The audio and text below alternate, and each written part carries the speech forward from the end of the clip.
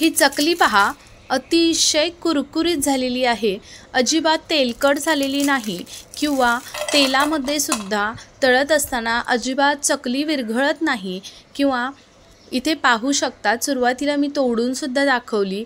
ही चकलीची recipe तुम्हाला पाहायची असेल तर व्हिडिओ कुठेही स्किप न करता अगदी शेवटपर्यंत नक्की पहा। ही चकली बिना भाजणीची आहे, पोह्यांची चकली आहे आणि अगदी 20 मिनिटात तयार होणारी आहे। तेलामध्ये अजिबात विरघळत नाही किंवा वेलसुद्धा चकली पाडत असताना कुठेही वेल तुटत नाही। तितकासा चिकटपणासुद्धा पिठाला छान येतो।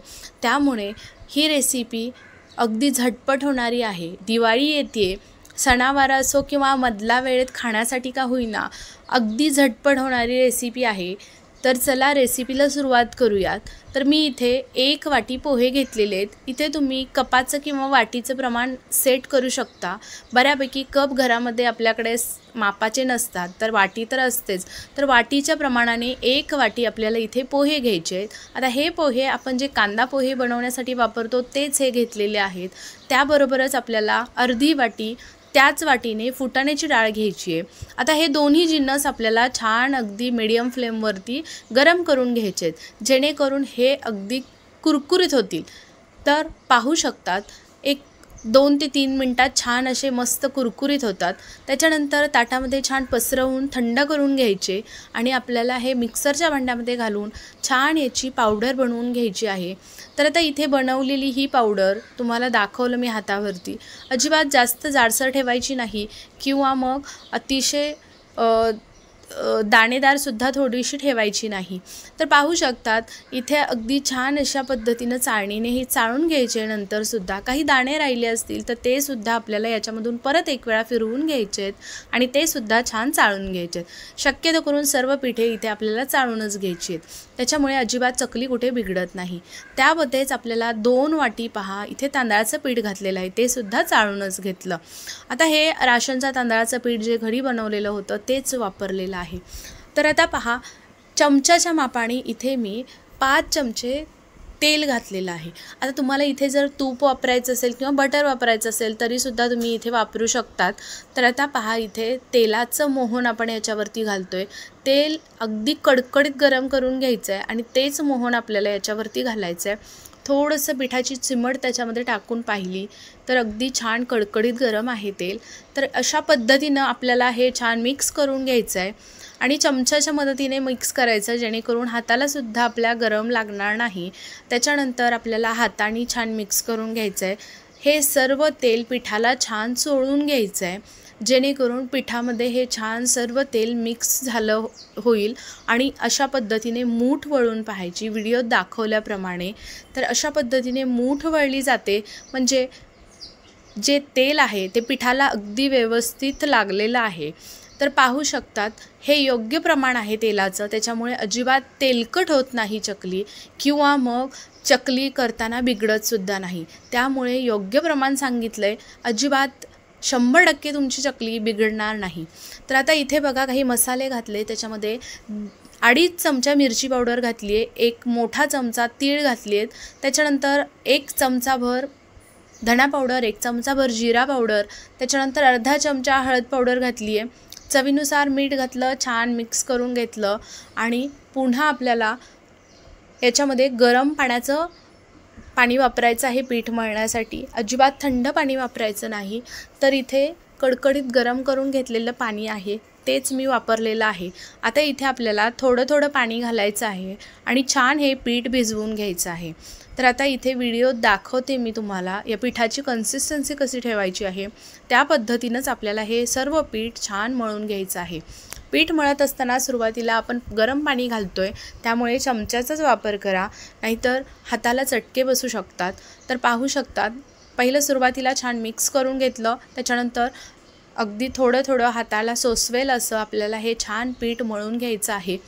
तर गरम असतानाच मळून घ्यायचं आहे किंवा मग सुरुवातीला तुम्ही आपल्याकडे ग्लास वगैरे असेल तर त्याच्या मदतीने थोडंसं मऊ करून घेऊ शकता आणि नंतर मग तुम्ही हाताने मळू शकतात। तर पाहू शकतात इथे या पद्धतीने आपल्याला पीठ मळून घ्यायचं आहे। अजिबात जास्त घट्ट ठेवायचं नाही किंवा जास्त अगदी लूजसुद्धा पीठ ठेवायचं नाही।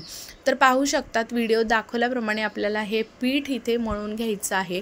पिठाची कन्सिस्टन्सी बघा मी बोटाने तुम्हाला इथे दाखवते तर पहा अशा पद्धतीने आपल्याला हे पीठ ठेवायचं आहे। आत्ता जरी तुम्हाला इथे हे पीठ थोडंसं घट्ट वाटत असलं तरी सुद्धा आपण मळत जेव्हा गोळा करून घेणार आहे आणि गोळा करून जेव्हा थोडंसं लूज करून घेणार तेव्हा आपल्याला थोडंसं ते पीठ लूज करून घ्यायचं आहे। तर आता पहा पीठ साईडला ठेवून दिलं, जास्त वेळ ठेवायची सुद्धा गरज नाही। सोऱ्या घेतला, सोऱ्याला छान तेल लावून घ्यायचं आहे ब्रशच्या मदतीने। आता पहा ही जी खरखरीत बाजू आहे चकतीची ती आपल्याला बाहेरच्या साईडला करायची आहे आणि जी स्मूथ बाजू असते पहा तर ती आतल्या साईडला करायची। अशा पद्धतीने केलं की अगदी चकलीला काटेसुद्धा अतिशय छान काटे पडले जातात आणि चकली दिसायला सुद्धा खूप सुंदर दिसते। त्याच्यामुळे आपल्याला या पद्धतीनं जसं सांगितलं त्या पद्धतीनं चकती व्यवस्थित घालून घ्यायची आहे। तर आता पहा थोडासा गोळा काढून घेतला, जितका आपल्याला सोऱ्यामध्ये भरून घ्यायचा आहे तितका काढून घ्यायचा। छान परत एक वेळा पाण्याचा हात घ्यायचा आणि छान मऊसूत मळून घ्यायचा। छान चिकटपणा आला पाहिजे पिठाला, अजिबात पीठ इथे चिकट नाही असं दिसलं नाही पाहिजे। चिकटपणा आला की अगदी व्यवस्थित वेल पडला जातो, अजिबात वेल तुटत नाही। तर या पद्धतीने पीठ भरून घ्यायचं आणि लगेच आपल्याला इथे पाडून घ्यायची चकली। तर पाहू शकतात अगदी सहज आपल्याला ही चकली पाडता येते। कितीही वरती सोऱ्या पकडला तरी सुद्धा वेल तुटत नाही। सुरुवातीचं जे पहिलं टोक असतं ते दुसऱ्या टोकाला छान चिटकून घ्यायचं आणि जे लास्टचं टोक असतं ते सुद्धा आतल्या टोकाला छान चिटकून घ्यायचं। अशा पद्धतीने तुम्हाला 4 वेढे करायचे तर 4 करा किंवा 5 करायचे तर 5 करा। तर अशा पद्धतीने इथे मी 4 वेड्याच्या छान अशा चकल्या इथे बनवून घेते। तर पाहू शकतात आता ही आपण तिसरीसुद्धा घालून घेतो आहे। अजिबात कितीही वरती पकडलं तरीही वेल तुटत नाही। तर आता पहा चकली बनवून घेतली की मग लगेच आपल्याला तळायलासुद्धा घ्यायची आहे। तर पाहू शकतात इथे तेल कडकडीत गरम करून घेतलं आहे।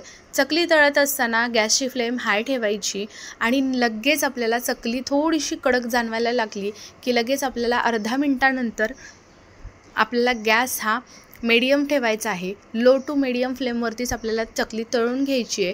तर पाहू शकतात लगेच आपल्याला इथे चमचा लावायचा नाही। थोडीशी कडक जाणवायला लागली की मगच आपल्याला अलटपलट करून दोन्ही बाजूनी छान अगदी कुरकुरीत होईपर्यंत तळून घ्यायचे।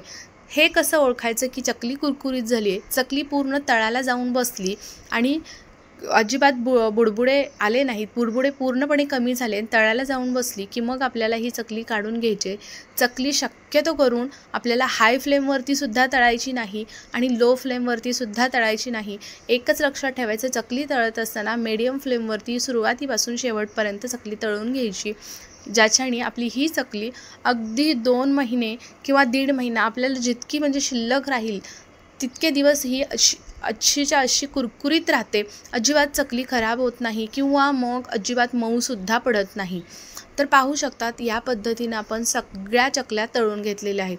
आता मी तुम्हाला इथे प्लेटवरती सुद्धा एक दाखवली। तर अशा पद्धतीने सुद्धा तुम्ही प्लेटवरती जरी पाडली ना तरी सुद्धा अगदी सहज आपल्याला पलटी करून घेता येते आणि तेलामध्ये व्यवस्थित सोडता येते किंवा चॉपिंग बोर्डवरती सुद्धा तुम्ही पाडली तरी सुद्धा खाली चिटकत नाही। सहज आपल्याला ती चकली उलटता येते आणि उलटत असताना सुद्धा तुम्ही पाहिलं की अजिबात कुठलाही वेल तुटलेला नाही, व्यवस्थित चकली उलटली गेली आणि तेलामध्ये व्यवस्थित तळून काढलेली आहे। इथे पाहू शकतात चकली अतिशय सुंदर इथे सर्व चकल्या बनवून तयार आहेत। हातावरती दाखवते अजिबात तेलसुद्धा पिलेलं नाही, कुठे हाताला तेलसुद्धा लागत नाही। एवढी छान अगदी कुरकुरीत आवाजसुद्धा ऐकला तुम्ही, एवढी सुरेख चकली तयार झालेली आहे। तुम्हीसुद्धा कधी अशा गडबडीच्या वेळी आपल्याला अगदी चकली खायची तर असते पण भाजणी नसते किंवा भाजणीची चकली बनवता येत नाही, त्यावेळी तुम्ही ही चकली अगदी 20 मिनिटात होणारी बनवू शकता आणि चवीमध्ये अजिबात फरक पडत नाही, उत्तम अशी चवीला लागते।